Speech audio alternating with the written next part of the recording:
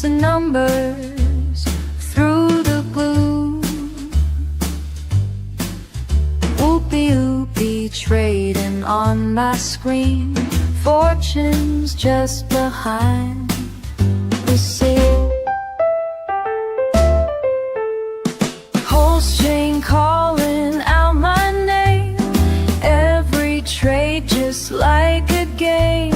Stakes are hard, time slips away, can't afford to wait till day. Trading whoopee up and down, retrograde around and round. Numbers dancing on the chart, break your records, falling apart, falling apart.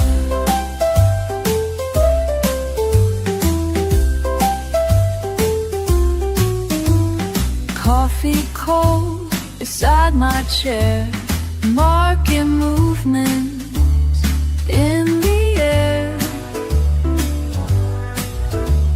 Light a dip and watch it rise, morning sun burns my eyes. Other traders fast asleep, while I've got these charts to keep. Riding waves of loss and gain, digital fortune calls my name. Trading whoopee up and down, red to green, around and round. Numbers dancing on the chart, break your records, falling apart, falling apart. Quick decision, swift precision, heart racing with each trade. No hesitation, pure elation when the profits are made.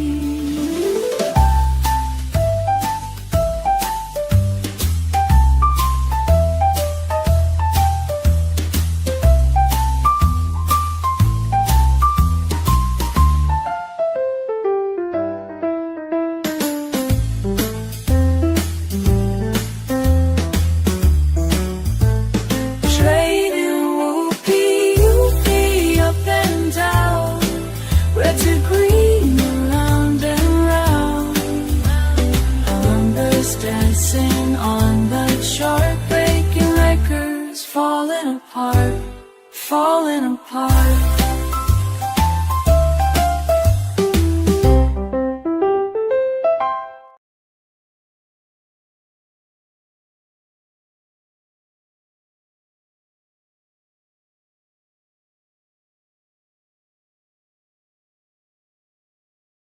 I'm sick and then do another. That's not you, Uncle. I believe you will do what's best for you. No. Just shut up. I'm just saying get some work done. I'm so sick. I've grown sick of people who say one thing and then do another. That's not you, Uncle. I believe you will do what's best for you. No. Just shut up. I'm just saying get some work done. I'm so sick of the way that you bark at me. Do you love her? Look, you knew that when we started dating that I was a toy collector, that this was my passion. I'm coming for Soldier Boy at 3 o'clock. Sober up. Animal.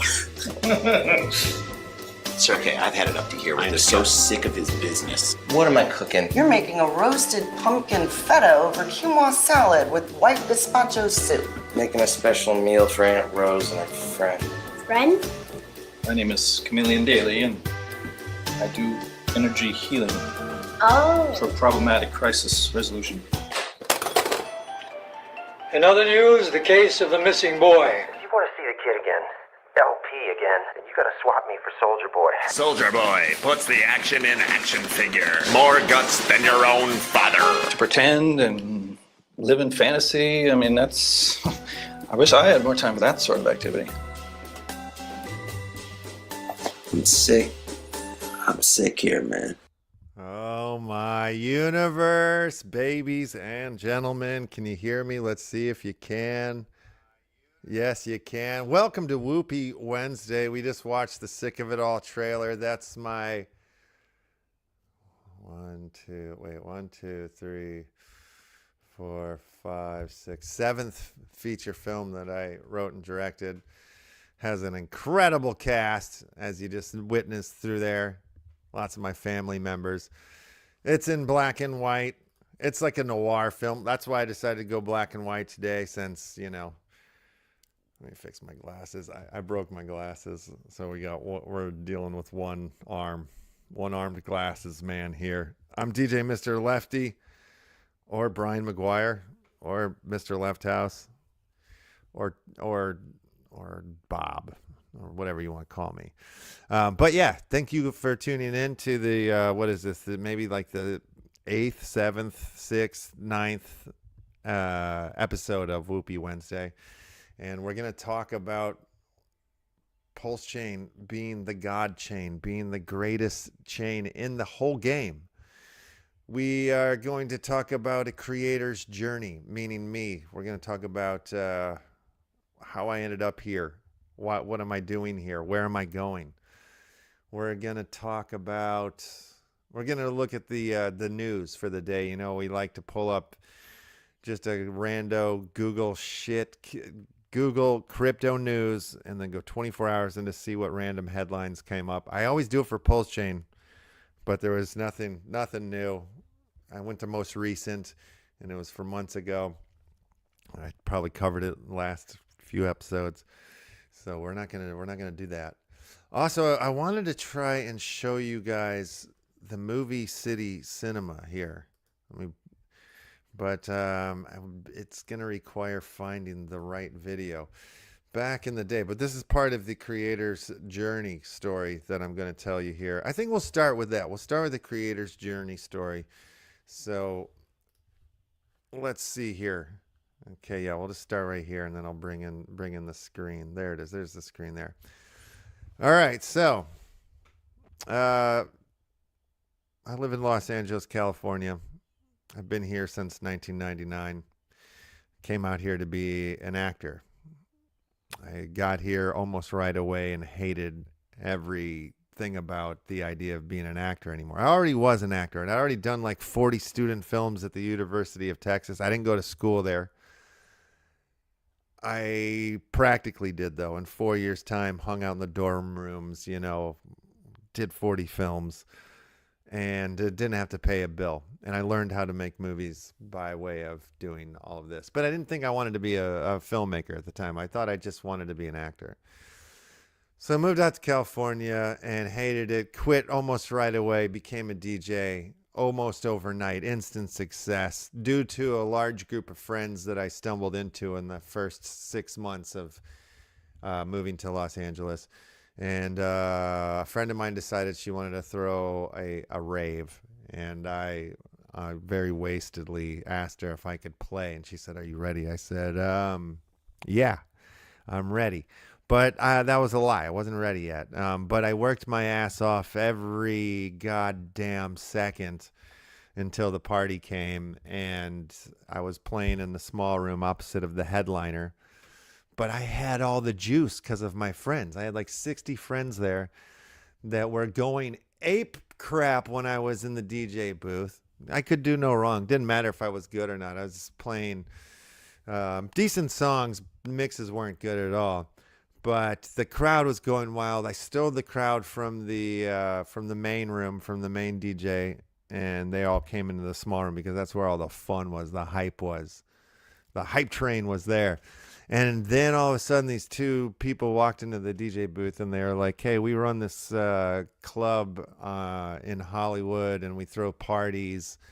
And our production company's called Fuzzy, you know." So they had Fuzzy Wednesdays, and then their parties were Fuzzy parties. And at the time, the Fuzzy parties were the biggest parties going on. So here I was now learning how to DJ in the clubs.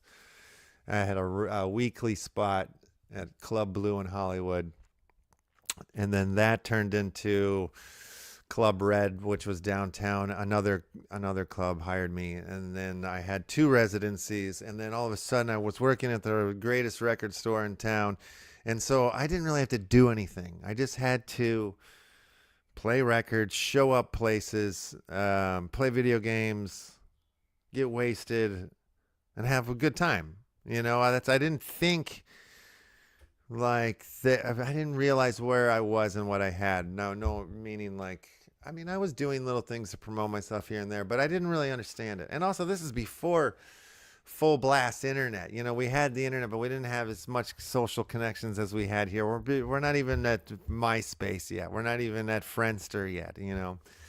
But I was always interested in the computers and sort of saw them as part of my existence. Even as a child, I knew they were going to be part of my existence on some level. But I didn't go down the nerd route, you know, and figure it out early days. I waited until tools got easier to use.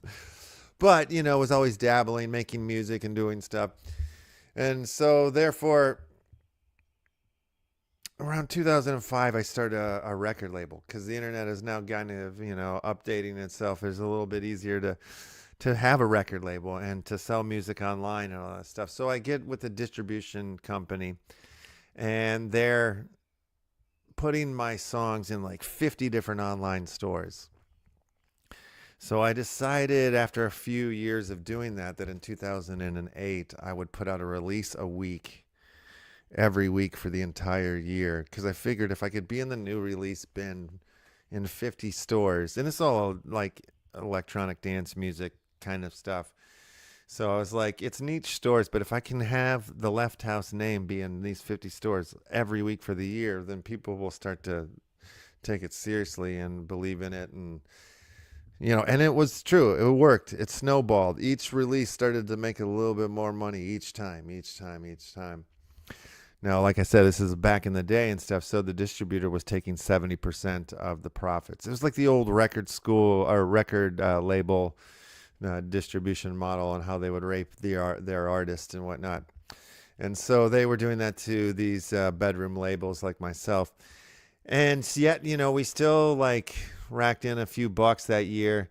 And then right around that time is when all these self-distribution models for music started coming out. Like you just do it yourself. DistroKid, I don't know if it was DistroKid time yet, but that was coming soon. There's one in my mind. I never remember the name of it, the one that I used a bunch.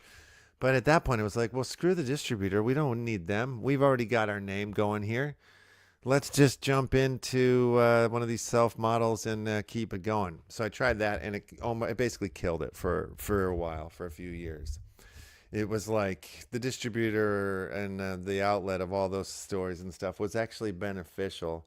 And, you know, to put it into my own hands and do it that way was like much, much harder because we didn't have the socials there yet as where we're at now, you know. So it wasn't easy you could email people, you know, links and stuff like that, but it wasn't like as easy as it is now, right?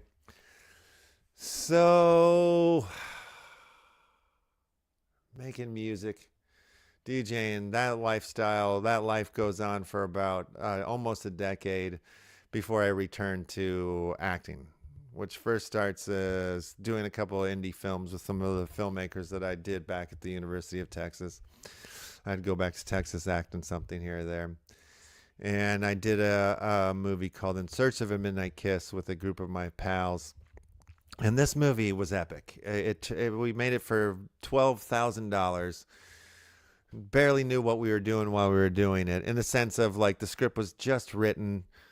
The director of photography didn't even know we were shooting a feature. He's a friend of ours that came out for a weekend or a long weekend from Texas, thought he was just coming to shoot a short film. Turns out he was shooting a feature.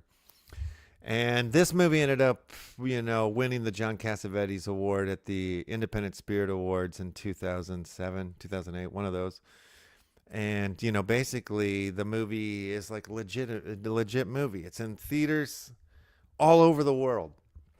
We went to London to do promotion for the movie, and it was insane because we walked down to the subway or the tube to get on the train. And down in the tube station, there's like the Indiana Jones poster, and then there's this In Search of a Midnight Kiss poster. You know, like we were like lined up on the walls, like in Spain, a big side of a building, big Midnight Kiss poster. And in America, you know, the distributor that put it out here, they didn't put that much money into promoting it like they did in Spain, like they did in the UK. But yet you had Siskel and Ebert, or whoever was alive. I think only one of them was alive at the time. I can't remember. But they gave it like 4 stars, you know. But it was like in the UK and Spain, they had put like $250,000 into the advertisement.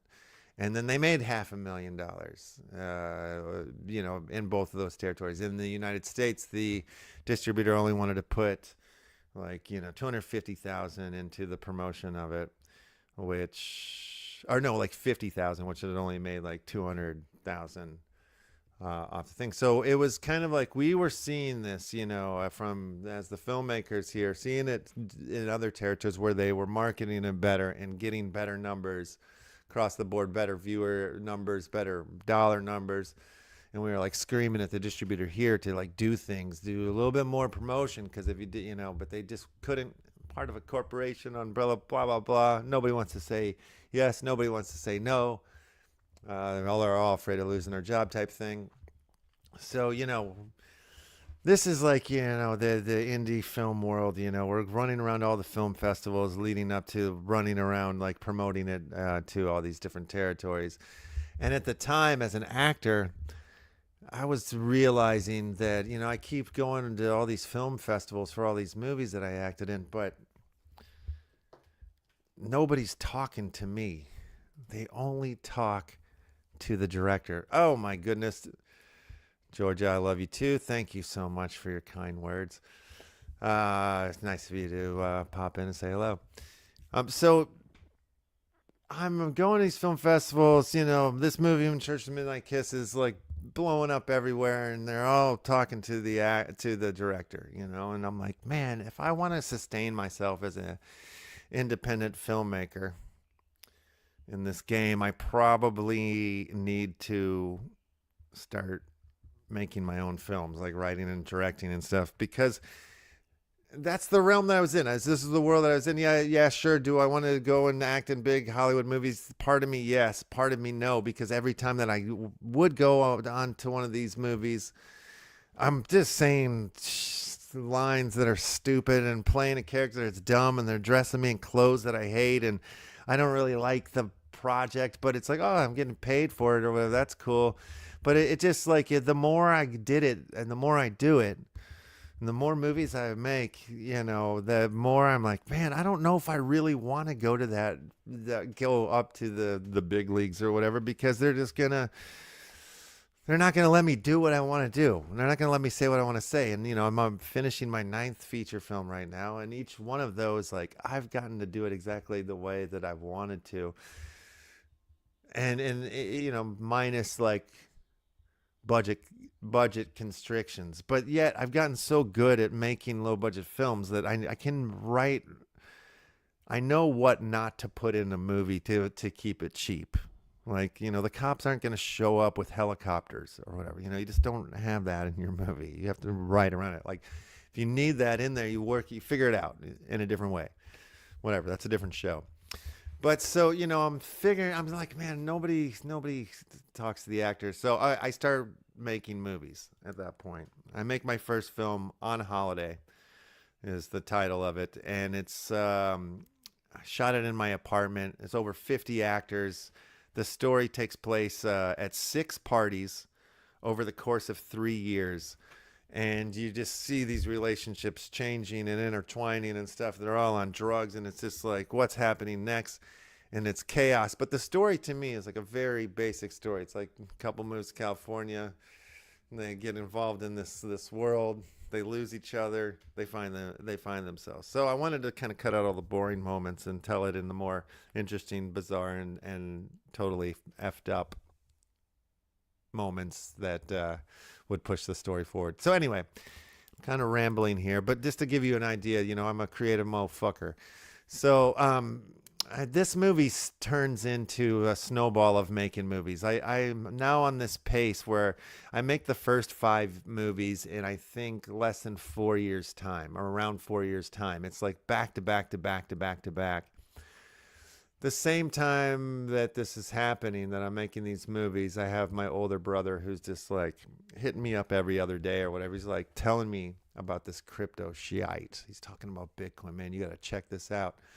And you know, our background, we come from a long lineage of traders from the Chicago Board of Trade. And I'm giggling now as I'm saying this because that's a line from my movie Rabbit Hole. If you haven't seen my movie Rabbit Hole, you need to watch it. It's on my Twitter page. If you're watching there, go. It's the pinned thing there. The movie's free on Tubi. It's free on YouTube right now.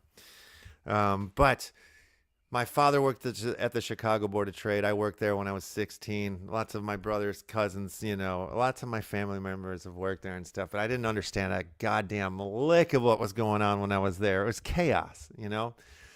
And so my brother's talking about Bitcoin. He called me up and telling me about it. You got to check this out. It's 2016, moving into 2017. I finally check it out. I check it out. And I'm like, what the heck is this? Is insanity. And now, you know, it's 2017, so it's the ICO boom. So there's a million different companies pitching all these products that are going to be on the blockchain that they're building or whatever, and you can get their tokens and all this stuff. And maybe 5% of all of them even had working products. But, you know, there was all these white papers, and I was just reading them, and I just kept like going, how is this possible? And the more I read, the more I kept going, mother effer, I've been born into a system that is designed to keep me down, to keep the man down, to keep me broke, to keep, like, it just, the system sucks. System sucks. And now I'm seeing there's other ways, there's other models, there are other things, ways that this can happen. And so I'm freaking out on that. You know, I basically quit being a creative person, quit making movies, quit making music for a moment there, because now I'm just like a chart junkie. You know, I'm just injecting myself into the information, into the fucking world and stuff, you know. And there's like I remember when Coinbase launched Ethereum, Litecoin, like when that was happening, you know, it's this crazy fun time. You know, there was just some of the streamers that were out there that aren't there anymore were really fun. I'm not even talking about like the big boy guys, like the Tone Vases and the this and that's or whatever, but like there was just some other cool dudes that were really fun. And always came and went. But, you know, as I'm now diving into this, I'm like starting to see this. Like, I'm like, I want to put my film company, I want to put my record label, so I want to put LeftHouse on chain. Like, I want to make films on chain. I want to like distribute them there. I see all these like tools. I see the possibilities for how this could change the game for the film industry. So I started making up some like white paper for LeftHouse in 2018. I started making this white paper to try to, you know, put it on chain. I launched a token, I think 2020 or whatever, through Tri-Roll, an ERC20 token called the Left token. Don't know what the hell I'm doing. At the same time, I'm searching the crypto space for video games, ways that I can earn coin. I was grinding, you know, like I've never had much money at all. I've just been just a creative idiot that's just doing that, you know, making movies, making music, always trying to make something, you know. I'm always shooting for the stars. I'm always swinging for the fences. I always have big dreams, you know. But I also don't take no for an answer. Like, in the sense, like, I won't wait. I don't want to wait 10 years to make a movie. I want to figure out how to just make it. So that's happened to me where, like, I've had movies that were bigger budgets, had the money, lost the money, had the money, lost the money. And then I was just like, I'll make another movie that's similar but different. Maybe structurally and the script is the same, but yeah, you know, so I'm finding all sorts of different ways to sort of like write articles for companies to earn tokens on KuCoin. There was like some, you know, promotional thing where you could earn points and stuff. I started learning about all these different companies like Energy Web Token. And I'm like, damn, this is awesome. What they're doing is awesome. And I'm lost now on to where Energy Web Token is, what they're up to. But they had really cool tech and things going on and stuff. So, I wrote an article about some blockchain phone called Bob. I don't know where the Bob phone is. I don't know if it's still in play, if they ever put it out. But I was hyped, though, when I was finding this stuff. And I was like, not only was I educating myself and then going and doing some research on the thing so I could write an article and earn my tokens from the thing, which I would never do this now, by the way. I didn't realize at the time, that I was just shilling stuff that like could have been a scam and this and that, but I didn't know that then. Like, yeah, of course, everything online, even before crypto, like you just always assume there's a possibility there it's a scam. There's a scam element to it, and then, of course, crypto, it seems like it's ramped it up. But at the time, I was still new, so I wasn't thinking like everything's a scam. Cut to fucking 2025. I feel like I'm afraid to touch everything because I've been scammed, whatever. I've been through it all. So where are we in the story here? Yeah, so crypto games turns into me playing Splinterlands, which is on the Steemit blockchain, which is no longer, I guess it's still there. Justin Sun comes in and buys Steemit at some point, and everybody in the community is just like bummed. Maybe not everyone, but everyone that I knew on the Steemit from the Steemit community was pretty bummed. I mean, like so much that a bunch of people went and forked Steemit and called it Hive. So there's another blockchain out there called Hive that's still up and running. But the Steemit years, baby, was incredible because it was like the first social thing that I found on chain that was like I found community, I found people. It wasn't so much for films, but it was music. I started entering into different contests, like music contests, and there was this group of dudes that put together this season of contests throughout the year, and you could earn points. And there was over 200 music producers that were participating in the contest. There was a bunch of people on Steemit that had like internet radio shows. So I was going on all these radio shows, just talking poop and sharing my music, entering in all the contests. And by the end of the thing, I got third place out of the whole thing, And I met some great friends, did collaborations with a handful of them. And I still talk to some of them still today, and we're still pals and stuff. And but you could write articles and people would tip you and you would earn Steemit token. I posted a short film, a documentary short film about my artist friend. And some angel tipped me $1,200 worth of Steemit token right on top of my head. And the first thought that came to my head to my brain was, why would I ever submit to a film festival ever again? That's literally what my brain said to me immediately after I saw that. I was like, why, because it was just like, why wouldn't I just focus on making content for this space, for the crypto space, And also at this time, I was just like screaming, fuck Facebook, fuck all these things. Like, I can't believe, because I was now learning, I had gotten the education that, they were making money, that Facebook's making money off of your content. They're selling ads, McDonald's ads, camera ads, whatever it is, based off of your content. So this was like you were earning for your own content, like it was the first time I was experiencing and understanding that. And I remember at the time, like I'd broken up with my lady friend, and I was moving out of her house, and I was about to go on this whole journey, and it's like I had a lot of thoughts in my head. So I was like, I just wrote like this essay thing about where I was in life with all of that, and just like people were just tipping kindly, saying, dude, just keep your head up, all this stuff. I remember people like in third world countries would like post things, issues with and people just like throw Steemits to help them rebuild their homes. All kinds of rad stuff was happening. It was an amazing time. So when Justin's son came and bought it and killed it, everybody, destroyed the whole vibe for me, and that's when I ran elsewhere. But that's where Splinterlands, the card game, had come from. And I had started playing that early days, collecting the cards, and was all about it. And it's still out there existing. I know it's still developing and doing stuff. It's probably still one of the bigger crypto games in the deal. But I stumbled into the Upland metaverse and sold all my Steam cards for property in Upland.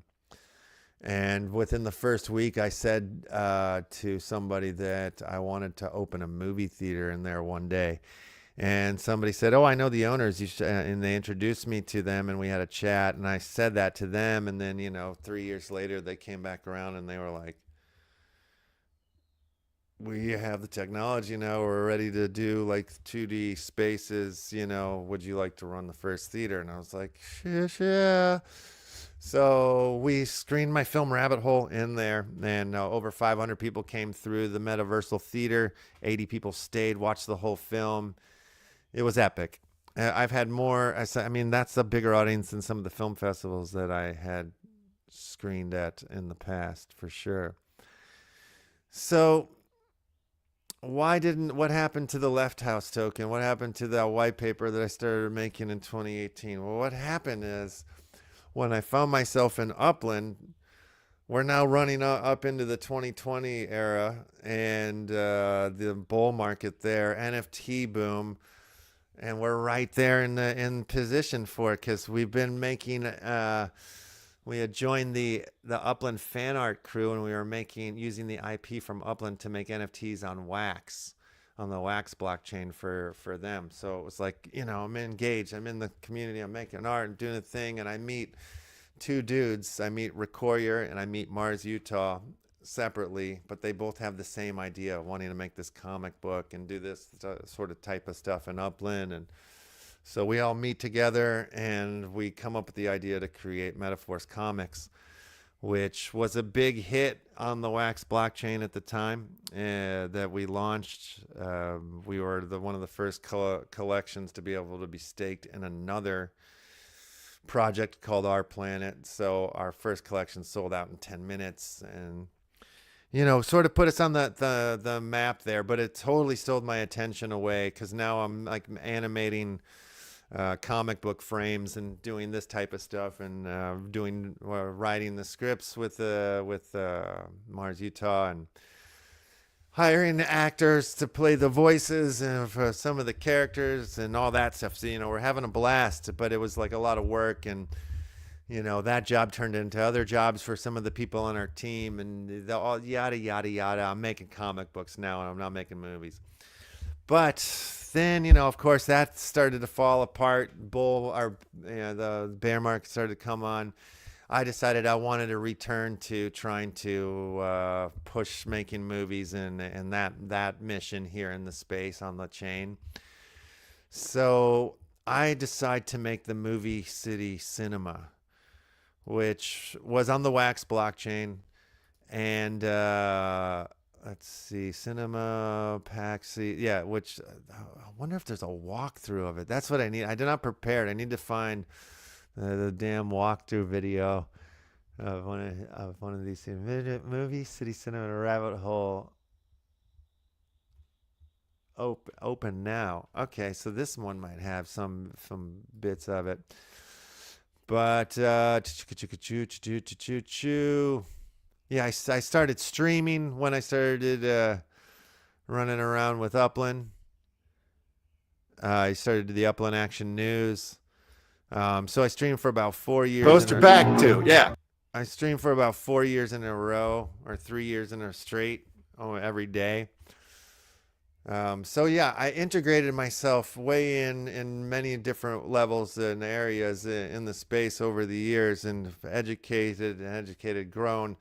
And then, like, once the Movie City Cinema project came about, we had built it out in a way where it was like a play to earn, but it was also a watch to earn system as well. I'll see if I can figure that out and bring it to the deal. What do you got here, Georgia? How can we support your journey or support your work? Do you have a donation, gift, wallet, or app? Oh, that's so kind of you to ask that. I just actually have put together that.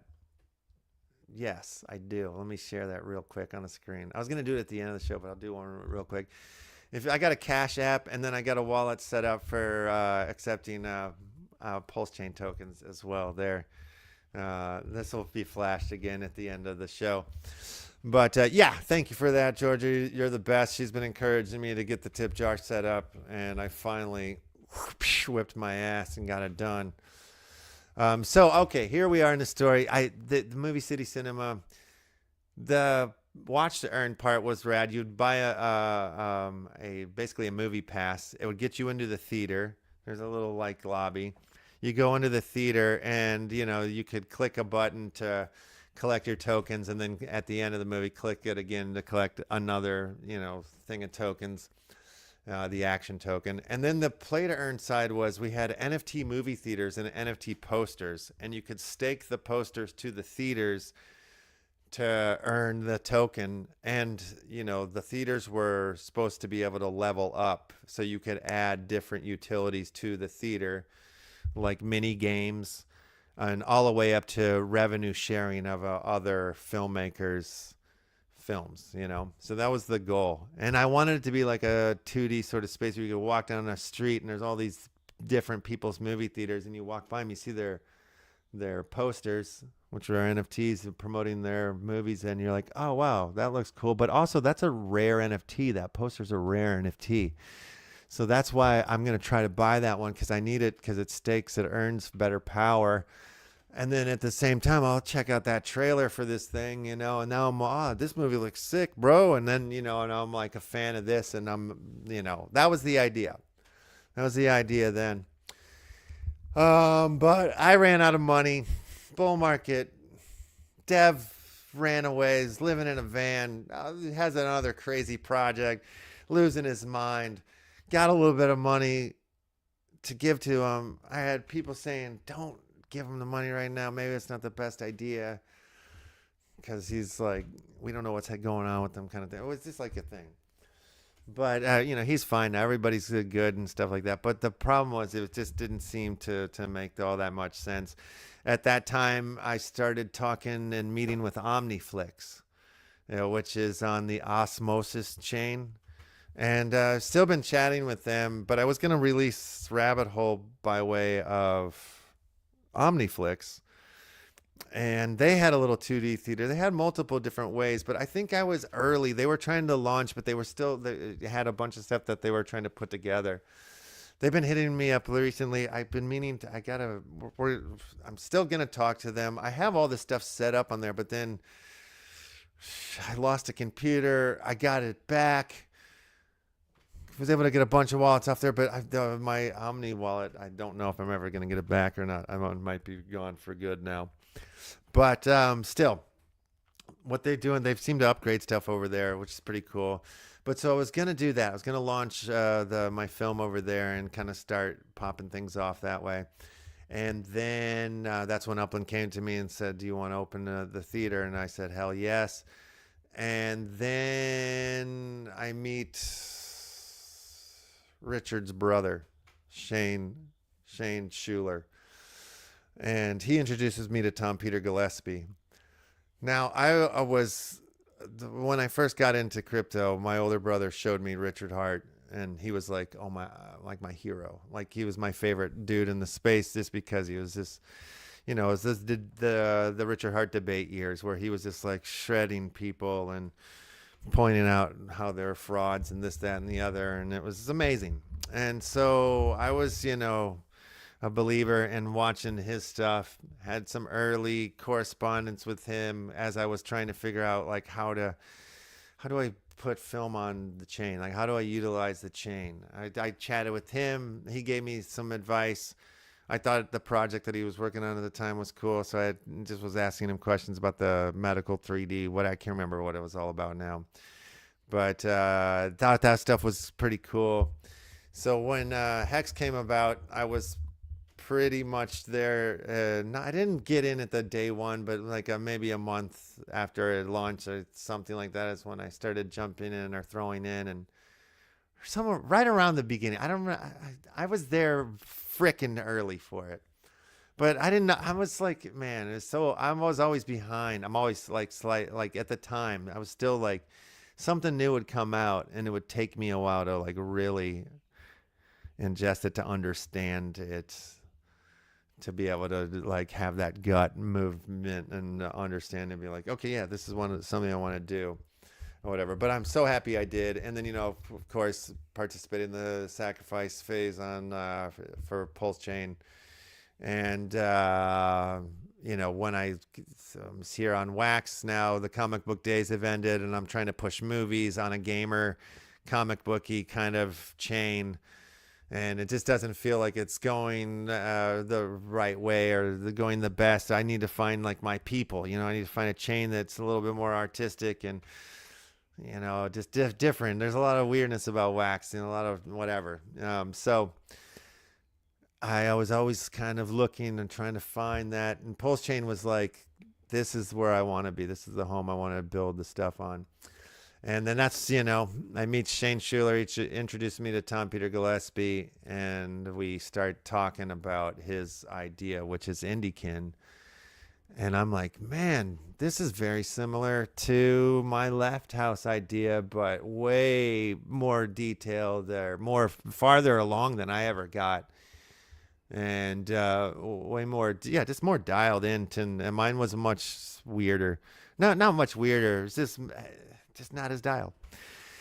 So I was just like, I don't want to do mine anymore. I just want to work on yours and work with you. And he was like, let's do this. So that was like over a year-ish ago or whatnot. And so, yeah, that's what's gotten us to INDIKIN. And I feel like, man, finally, found, like, not that I say I'm not, like, I've found some of the most amazing people throughout my journey here in the space.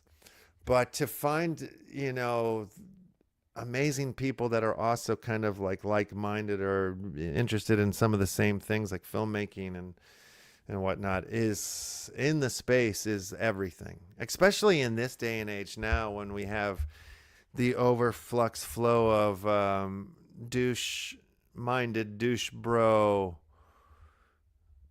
Yo, crypto bro.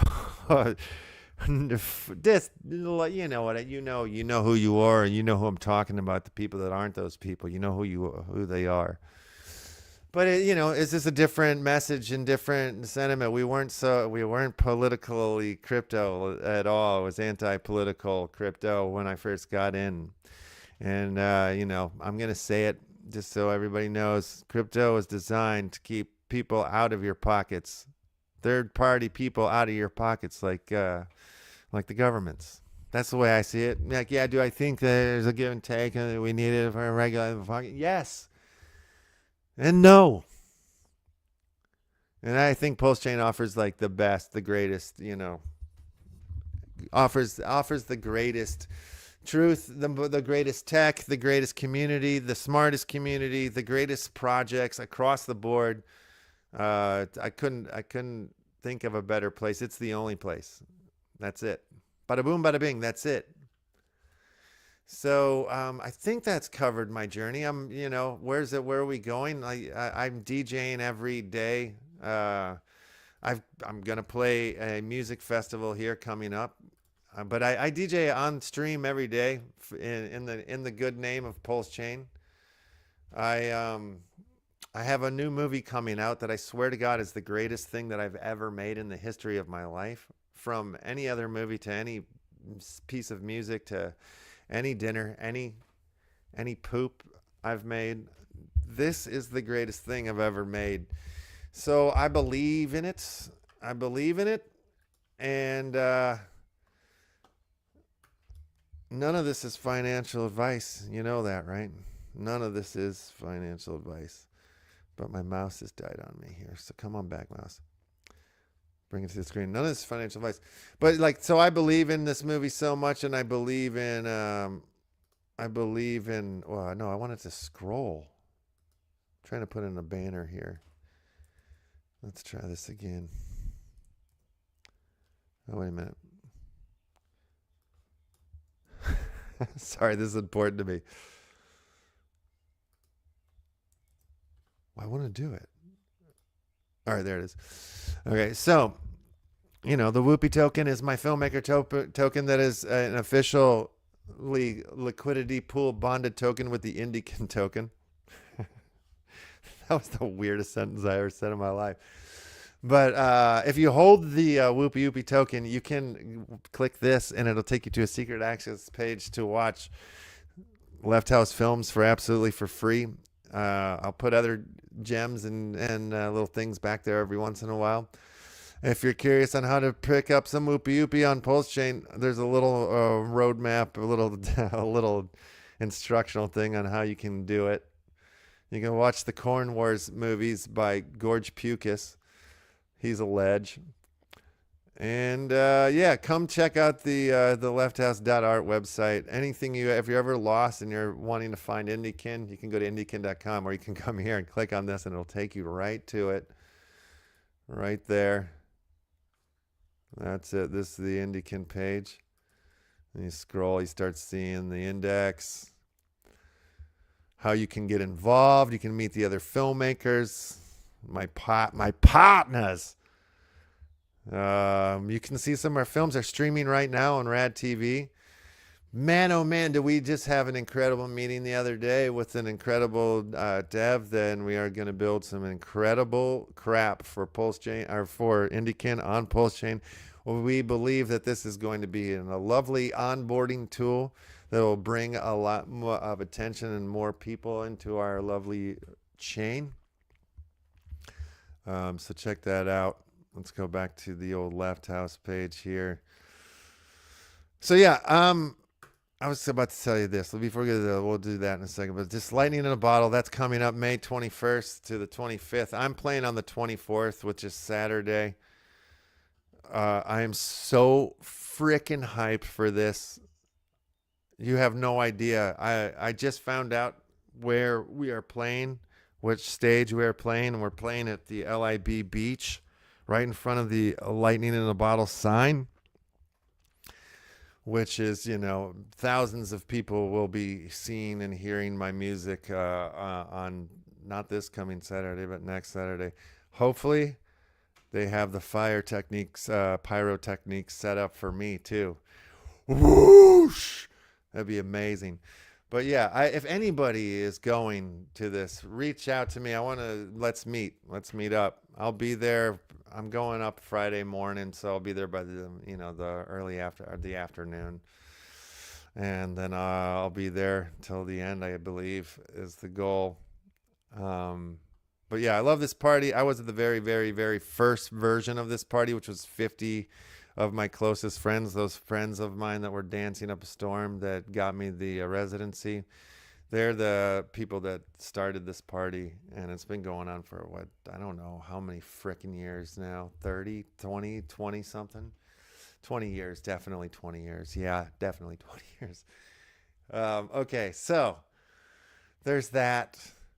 Let's go back to the website here. Also, starting a new record label with a buddy of mine who was in a band that I used to be a fan of back in the day, Ladytron, that was on a label that I love very much, which is Ninja Tunes. But we're starting Whole Ass Records, so you can click on that. I'll take you places, show you things. This is the rabbit hole right here, so I was telling you about this. You'll find this exact same thing on my on the X page there too. But check it out. You can go to the theater. Oh, man, I was supposed to be streaming from the theater right now, but I forgot to add that link. But typically, we're on the screen in the theater. I didn't do it this time. Of course, any other information you want to know? Oh, like I was telling you, I got wallets back. So I got my Tesos wallet back. So it's like putting up NFTs, art pieces over on Tesos. This is one of them. This is my AI robot. It's running. It works perfectly. It runs well. But if you click on that robot, dude, you can come see some other pieces of art that I've made here. Let's see if Yeah, here's my Mr. Left House page. So yeah, I was just making some glitchy, fun little. This is one of the funnest pieces that. This is one of my favorite pieces of art here that I made. One of my favorite NFTs in the collection is this girl giving this like little baby midget a light of her stogie. At, like probably some party, you know, with the music pump, the lights are flashing off all crazy. But yeah. That's it there. Check out the arts. Check out the lefthouse.art. That'll get you to the WUPIUPI page. And you know, there's the go check out the INDIKIN page too that you're saying there. Lightning the ball. If you're going, please come and join me. Let's come to see my show. It's gonna be insane. It's the music. It's all original music that I've been making. If you've been tuning into some of my streams, it's some of that stuff. Highly sexually hyper ghetto tech charged beats with the flair of Miami and Vegas all mixed in. DJ Mr. Lefty is a party animal. He is a money man.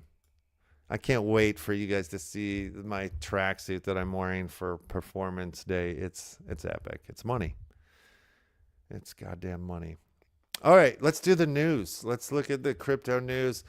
And I think that's it. We're just going to be out of here after that. The show's been about an hour already. I started about 20 minutes late. So let's just see if there's any interesting past 24 hours. Crypto news, Google search. We're just looking at headlines. If there's anything interesting, we'll click on it. Like I said, I do this for PulseChain, but no news things come up. I'd like to say no news is good news in a weird way, just in the sense that most of these freaking goddamn things are, you know, shilled. They're paid for. Publicity, it's all crap, you know. It's like these are advertisements for more or less anything. That's what I think. Anyway, all right, let's get into it. Expert advice on crypto investing. Investments and interest in crypto are climbing, but for many consumers, the digital currency remains a mystery. Dun da da da. All right, see, this is full blast normie shite here. That's a normie article for, you know, because it's like more headlines are starting to come up and stuff. So that's the type of deal. All right, next one. Crypto. This is coming from France 24. Crypto industry praises Trump. Calls for market clarity. The start of President Donald Trump's term earned rave reviews at the world's leading crypto conference Wednesday, but top industry lawyers said digital ... I don't care. I don't care. The ... doesn't get me. From Wabi, expert advice on crypto investing. No, we just said that one. All right. I lost the mouse again. Come on back, mouse. New Hampshire lawmaker to vote on deregulating cryptocurrency mining. A bill that has passed the New Hampshire House of Representatives and is set to be voted on by the state Senate Thursday would tie the hands of anyone. ... Whatever. Crypto advice on crypto investing. All right. Yep. Trump's cabinet member links to El Salvador crypto firm under scrutiny. Trump cabinet members links to El Salvador crypto firm under scrutiny. Uh-oh. Commerce Chief Howard Lucknick firm backed controversial crypto giant Tether as Bukkake ties deepen. Uh-oh. I don't know anything about that. How Donald Trump's crypto dealings pushed the bonds of corporations. See, this is what I'm talking about. Like every other thing is about a president, a political figure, and crypto. It's disgusting. It's disgusting, you guys. If you're a noob, if you're a young buck here in the crypto space, go back and watch some early Richard Hart streams. Educate yourself. Watch some stuff. Figure some shit out. Figure out what it is that you're in here for doing. I know everybody comes here to get rich. But why do you stay? Why do you stay? That's the question. All right. Women escapes botched kidnapping in Paris as gangs target crypto wealth. Oh, my God. French prosecutors are investing after a masked gang tried to kidnap the daughter of a crypto businessman in Paris in what is at least the third violent ... Oh, that's an interesting story. That's scary. Daughter, yeah, the same. Another one of those headlines for the same story. Here's what happened today in crypto. All right, let's do it. We're clicking on this one. This one's coming from Telegraph. Here's what happened today in crypto. No, I thought they were going to give us at least a few headlines that I could peel off from, but no. All right, let's do page 2, and then we'll call it after that. JP Morgan Chase steps behind walled garden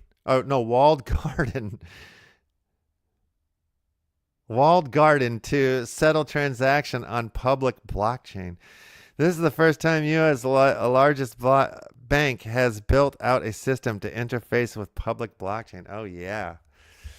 See, there we go. Fucking now the banks are in crypto. Thank you, guys. Thank you, crypto president. Thank you, douchebags, for, yeah. I mean, this is what's up. Trump cabinet members linked. We read that one already. Daughter of Yep, same title. What happened? Yep. Trump's crypto conflicts keep piling up. He's not even trying to hide them. Crime season. Small China linked firm plans to snap up Trump's crypto token. GD Culture Group plans. I hate reading this stuff about cum. What Coinbase CEO says being added to S&P proves. Oh yeah, that's right. The Coinbase was added to the S&P. S&P proves crypto is here to stay. Yes, it is. Yes, it is. Crypto execs flock to DC to support Senate stablecoin bill. Company founders connected to the Stand with Crypto organization met with elected officials on May 14 to advocate for stablecoin and a market structure. Trump's Middle East visit comes as his family deepens its business crypto ties in the region. He really, truly is the crypto president. Crypto is here to say, oh, we already read that. Okay, so that's it. That's it. That's it. That's it. That's it. That's all we needed to do for the day. That is it. That's it. That's the show.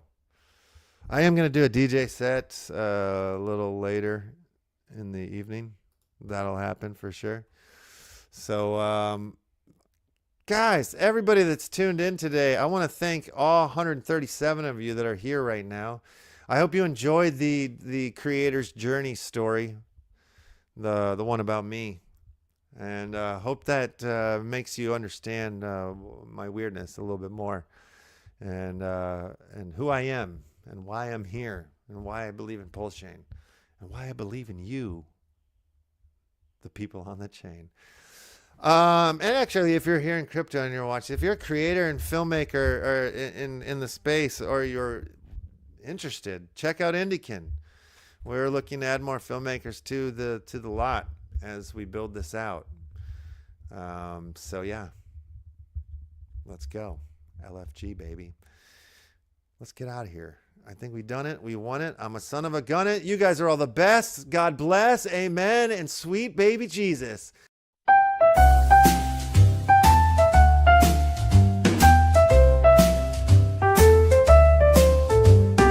Late at night in my room, charts and numbers through the gloom. WUPIUPI trading on my screen, fortunes just behind the scene. PulseChain calling out my name, every trade just like a game. Stakes are hard, time slips away, can't afford to wait till day. Trading WUPI up and down, retrograde around and round. Numbers dancing on the chart, break your records, falling apart. falling apart.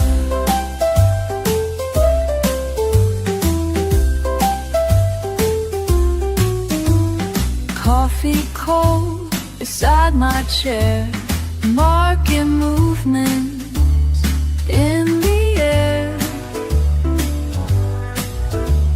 Light a dip and watch it rise. Morning sun burns my eyes.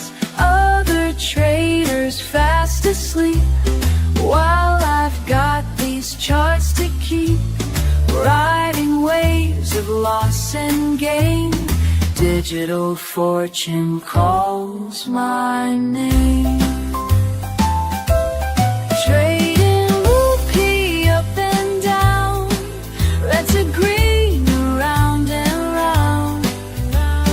Numbers dancing on the chart, breaking records, falling apart, falling apart.